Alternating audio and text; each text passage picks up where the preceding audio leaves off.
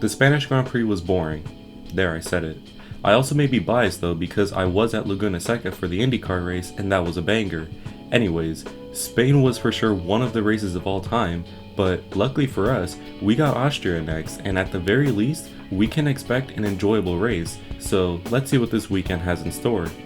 So today, we're going to look at the team's upgrades as well as any bits of stories and drama entering the weekend, as well as give my predictions for the 2024 F1 Austrian Grand Prix. And having said that, here's the weekend preview.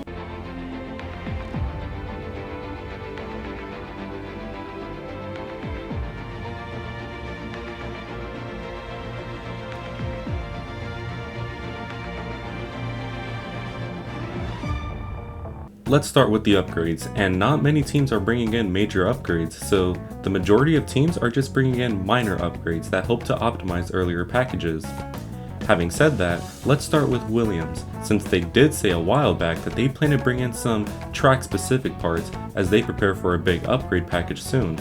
And also, I don't know what else to say because it's Williams. They're gonna finish last anyways.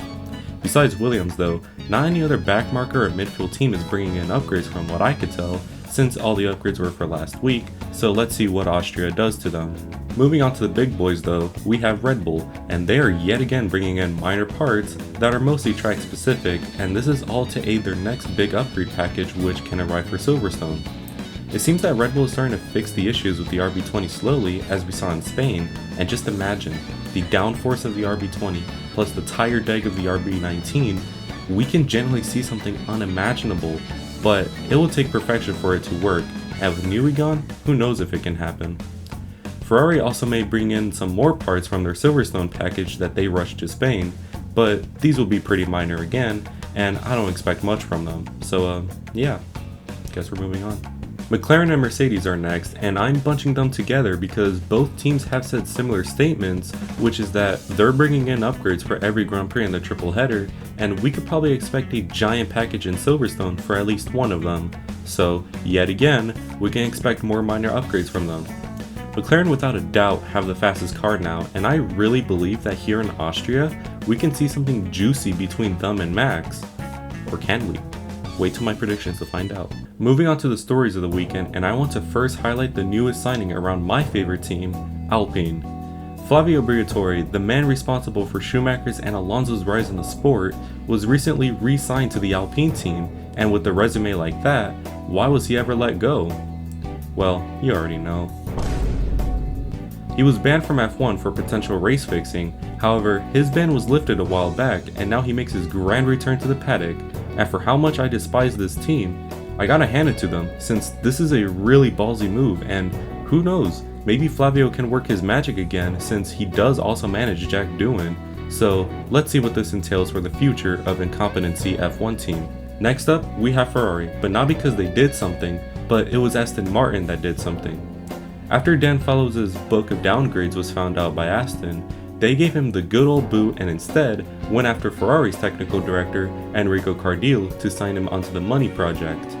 Will this fix their upgrades being downgrades issues? Well, we'll have to wait and see, but I don't see why not since Cardile's tenure at Ferrari wasn't that bad, so one can only hope for Aston now.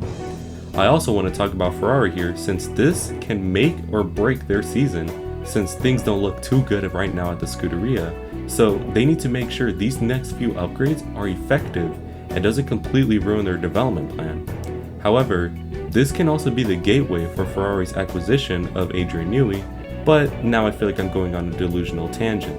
Also speaking about Ferrari, last time I swear, Leclerc and Sainz weren't exactly besties last week since they not only had a little scuffle on track, but off track as well since in the interviews, they did their best to be as passive aggressive with each other as possible and even had a little confrontation with Bottas having front row seats.